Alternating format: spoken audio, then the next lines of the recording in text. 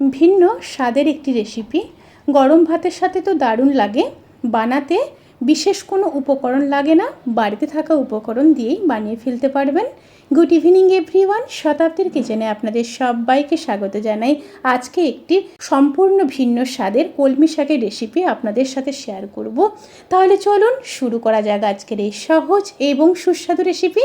এই রেসিপির জন্য আমি 11টি কলমি শাক নিয়ে নিয়েছি। কলমি শাকগুলোকে ধুয়ে কেটে তারপর ফিরে আসছি। প্রথমে কড়াইতে সর্ষের তেল দিয়ে দেব। তেলটা গরম হয়ে গেলে 4 পিস বড়ি ভেজে নেব। বড়িগুলো ভাজা হয়ে গেছে, এবার তুলে নেব।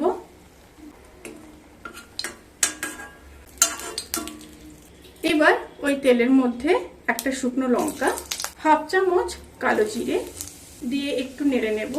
তেল থেকে যখন সুন্দর একটা স্মেল বেরোতে শুরু করবে, সেই সময় দিয়ে দেব একটা বড় সাইজের কেটে রাখা পেঁয়াজ। পেঁয়াজগুলোকে হালকা ভেজে নেব।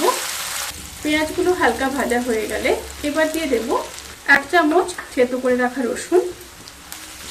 রসুন দিয়ে আবারও হালকা ভেজে নেব। পেঁয়াজ আর রসুন যখন হালকা ভাজা ভাজা হয়ে যাবে, তখন দিয়ে দেব একটা মিডিয়াম সাইজের কেটে রাখা আলু। আলু দিয়ে আবারও হালকা ভেজে নেব।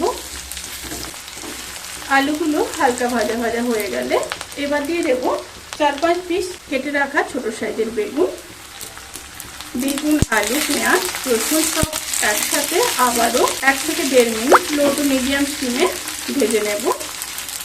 সমস্ত উপকরণগুলো যখন হালকা ভাজা হয়ে যাবে, তখন দিয়ে দেব পরিমাণ মতো লবণ, 1 চামচ হলুদ গুঁড়ো দিয়ে আবারও খুব ভালোভাবে মিশিয়ে নেব। এবার ধুয়ে কেটে রাখা শাকগুলো দিয়ে দেব।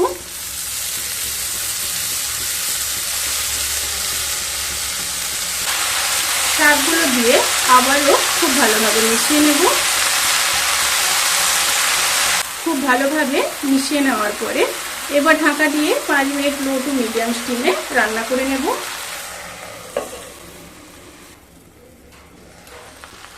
লো টু মিডিয়াম স্টিমে 5 মিনিট রান্না করে নেওয়ার পরে এবার দিয়ে দেব 1 চামচ রোস্টেড জিরে আর ধনের গুঁড়ো, সাথে দিয়ে দেব সর্ষে পোস্ত বাটা। এখানে 1 চামচ সর্ষে আর 1.5 চামচ পোস্ত দিয়েছি। আবারও খুব ভালোভাবে মিশিয়ে নেব।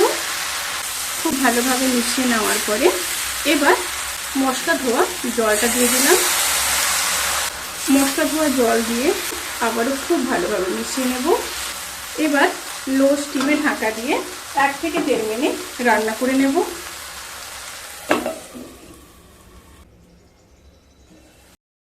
রান্নাটি যখন প্রায় হয়ে আসবে, তখন ওই স্প্যাচুলার সাহায্যে একটু ভালোভাবে মিশিয়ে নিতে হবে, যেভাবে আমি মেশাচ্ছি।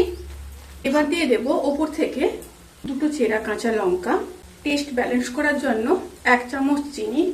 আপনারা যদি না চান তাহলে স্কিপ করতে পারেন। উপর থেকে একটু কাঁচা সর্ষের তেল আর দিয়ে দেব ভেজে রাখা বড়ি। এইভাবে হাত দিয়ে গুঁড়ো করে দিয়ে দিতে হবে। এবার খুব ভালোভাবে মিশিয়ে নেব। মিশিয়ে নিয়েছি। এবার গ্যাসের ফ্লেমটাকে অফ করে দেব। অফ করে ঢাকা দিয়ে 5 থেকে 7 মিনিট স্ট্যান্ডিং টাইমে রেখে গরম ভাতের সাথে সার্ভ করব। রেসিপিটি কেমন লাগলো প্লিজ কমেন্ট করে জানাতে কিন্তু ভুলবেন না। যদি ভালো লেগে থাকে তাহলে সাবস্ক্রাইব করে পাশে থাকা বেল আইকন প্রেস করে নোটিফিকেশান অল করে রাখবেন।